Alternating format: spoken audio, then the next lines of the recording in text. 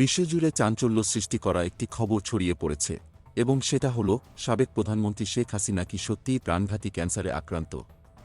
এখন পুরো দেশ জানতে চায় তার রাজনৈতিক জীবন কি শেষ, তিনি কি সত্যিই মৃত্যুর মুখে। আসুন একে একে সবকিছু জানার চেষ্টা করি যা আপনার কল্পনাকেও হার মানাবে। শোনা যাচ্ছে শেখ হাসিনা এখন আর রাজনীতিতে নেই।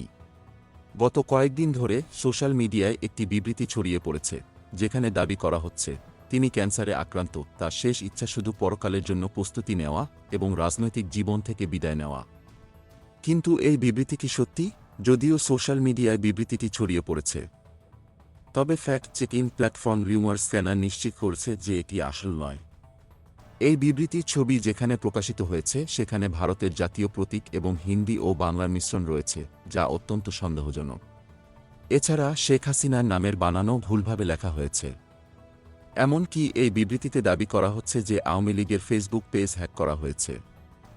তবে এমন কোনো নির্ভরযোগ্য তথ্য পাওয়া যায়নি। ফ্যাক্ট চেকিং প্ল্যাটফর্মের মতে শেখ হাসিনা যদি এমন কোনো বিবৃতি দিয়ে থাকেন তাহলে তাতে এরকম অসঙ্গতি থাকতে পারে না।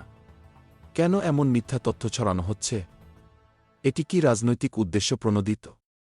কিভাবে এই ধরনের বিভ্রান্তিকর খবর ছড়িয়ে পড়ছে এবং কারা এর পিছনে? এখন প্রশ্ন হল, শেখ হাসিনা সম্পর্কে এই গুজব কেন ছড়ানো হচ্ছে? তা কি সত্যিই তার ক্যান্সার নিয়ে কোনো উদ্বেগ, নাকি কিছু অন্য কারণ রয়েছে? এই গুজবের মাধ্যমে কারা লাভবান হচ্ছে? আপনি কি বিশ্বাস করেন যে এই সমস্ত খবর আসল? না, এটি কি একটা বৃহত্তর ষড়যন্ত্রের অংশ? আপনি কিভাবে এগুলোকে যাচাই করবেন? আপনার মতামত শেয়ার করুন এবং জানুন আসল সত্য।